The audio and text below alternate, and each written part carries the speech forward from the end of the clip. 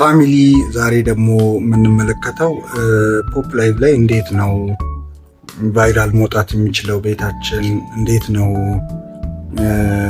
ብዙ ሰው ሊያገኘን የሚችለው፣ ለምንድን ነው ቤታችን ሰው ማይመጣው ላይቭ ስንከፍት ፓርቲ ስንከፍት ለምትሉ ልጆች ነው።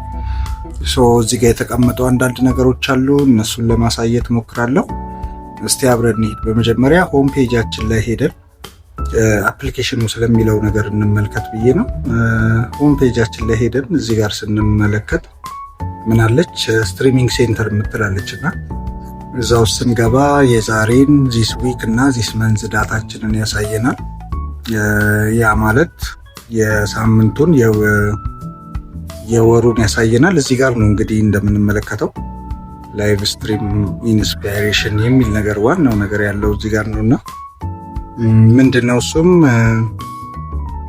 ጎይንግ ላይቭ ጋይድላይንስ ይላል። እንግዲህ ፓርቲ ወይም ላይቭ ስንከፍት ማድረግ ካሉብን አንዳንድ ነገሮች ርዕስ መስጠት ነው።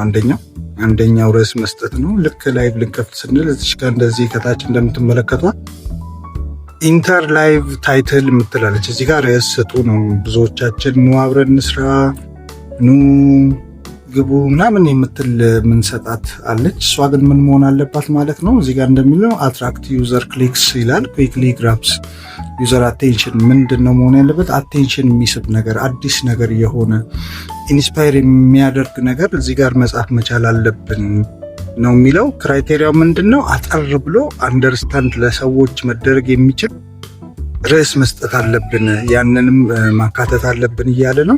እና ቴክኒክ ቱ ፊሊንግ ላይቭ ስትሪም ታይትል ለምሳሌ ስራ ላይ ነን፣ እንደዚህ ተማሪዎች ነን ወይም እንደዚህ ነን ምናምን ብለን እዚህ ጋር የምንገልጸው ነገር ወሳኝ ነው እያለ ነው።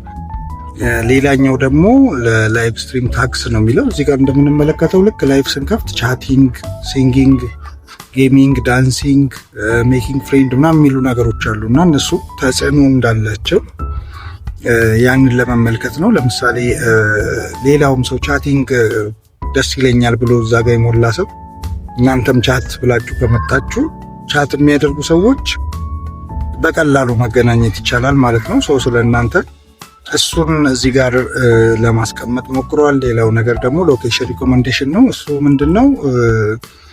ሎኬሽን አብሮ ነው። ስልካችሁ ላይ ያለውን ሎኬሽን ስታበሩ በእናንተ አካባቢ የሚጠቀሙ ወይም ደግሞ እናንተ አካባቢ ላይ ያሉ ሰዎች እናንተን የማግኘት እድላቸው ከፍተኛ ይሆናል ነው እያለን ያለው። ሌላ ደግሞ ኢንተራክቲቭ የሆነ ቱልስ ማለት ያ ማለት ብዙ ሰው እንዴት ማግኘት እንችላለን የሚለው ነው። ምንድነው? እዚህ ጋር ፋየርወርክ አለ፣ ላኪቦክስ እና ፒኬ ናቸው። ፋየርወርክን ስንመለከት እንግዲህ ፋየርወርክ እንደምታውቁት 50,000 ኮይን ያስፈልጋል። ጊፍት ውስጥ ነው የሚገኘው። ያንን ፋየርወርክ ስንለቀው እንግዲህ ያ 50,000 ላለው ሰው ይካፈላል። ያንን ለመውሰድ ደግሞ በጣም ብዙ ሰው ይመጣል ነው። የዛን ጊዜ ቤታችን ቫይራል ይወጣል ነው። ስለዚህ አንደኛ ፋየርወርክ ያው 50,000 ነው። 50,000 ኮይን እሱን ስንለቀው ለማንም አይደርስም።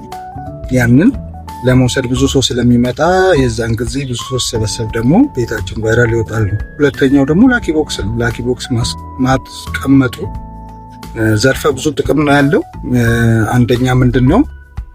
ላኪቦክስ ባስቀመጡን ቁጥር ራሱ አፕሊኬሽኑ ወደ ላይ ይስበዋል። ያ ማለት ማግኒቲዩድ ይሰጠዋል፣ እናንተ ኢንተራክቲቭ ያደርገዋል። ላኪቦክስ ታስቀምጡ ኮንስታንትሊ ብታስቀምጡ ጥሩ ነው እያለ ነው።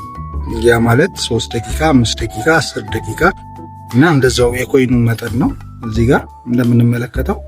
ሌላው ላኪቦክስ ስታስቀምጡ ቤታችሁ ቫይራል እንዲሆን ኮንስታንትሊ እንዲሆን ከፈለጋችሁ አንደኛ ፎሎወሮችን ማብዛት አለባችሁ። ፎሎወራችሁ በበዛ ቁጥር ቅድም ያየናቸው እነዛ ቫይራል የወጡት አንደኛ እነዚህን ተጠቅመው ነው። ሁለተኛ ጆይን ፋንስ ክለብ ብላችሁ ማስቀመጥ ትችላላችሁ።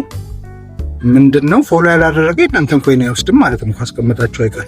ሌላው ደግሞ ጆይን ፋን ክለብ ነው። ፋን ክለብም ብዙ ኮይን ካስቀመጣችሁ ፋን ክለብም ማድረግ ትችላላችሁ ለማለት ነው። ሌላኛው ፒኬ ነው። ፒኬ መጫወት ቤታችን ቫይራል እንዲሆን ይረዳዋል። ከፒኬዎቹም የትኛው እንደዚህ ጋር እንደምንመለከተው ፍሬንድ ፒኬ አለ፣ ቲም ፒኬ አለ፣ ራንደም ፒኬ አለ። ራንደም ፒኬ ሲሆን ሞር ለቫይራል ይጠቅማል ማለት ነው።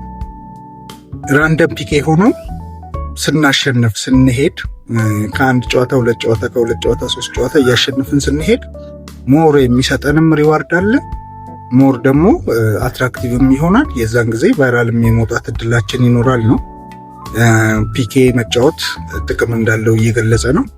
ሌላው እንደምትመለከቱት በቀን የምታገኙትን ታርጌት አድርጋችሁ ምን ያህል ፎሎወርስ ማግኘት አለብኝ፣ አሁን ላይ ያለሁት ምን ያህል ነው የሚለውንም ደግሞ ማየት መቻል ጥሩ ነገር ነው። ስለዚህ ያንን ነገር እንድትመለከቱት ፈልጋለሁ። ለምሳሌ እኔ አሁን እዚህ ጋር 219 ኒው ፎሎወርስ አለኝ። አንድ ፋንስ ክለብ አለኝ። አቬሬጅሊ ኦንላይን ዩዘር ደግሞ 23 አሉ። ፖይንት ያገኘሁት ይሄን ያህል ነው። ከዛ በዚህ ወር ያለውን ደግሞ ስንመለከት ተመልከቱት። እዚህ ጋር እንግዲህ ቶታል ያገኘሁት ወደ 3 ሚሊዮን ገደማ ነው። ፎሎወርስ ይጨምሯል ምናምን ያለውን ነገር ማየት ነው። ለምሳሌ የዛሬን እንኳን ብንመለከተው ስንት ነው? 129 ነው። ስለዚህ እዚች ጋር ያለችውንም ማመልከት ያስፈልጋል። ሌላው አንድ ቲፕ የምነግራችሁ ቲፕ አለው። ቲፑን የምነግራችሁ ነገር ምንድነው? ቤት ስትከፍቱ ብዙውን ጊዜ ነጯን ወንበር ከነካም በኋላ ኦንሊ ፋንስ የምትላለች እና እሷን አብርታችሁ ክፈቱ። አትሊስት ቤታችሁ ገብቶ የሚቀመጥ ሰው እናንተም ፎሎ ያደረገ መሆን መቻል አለበት።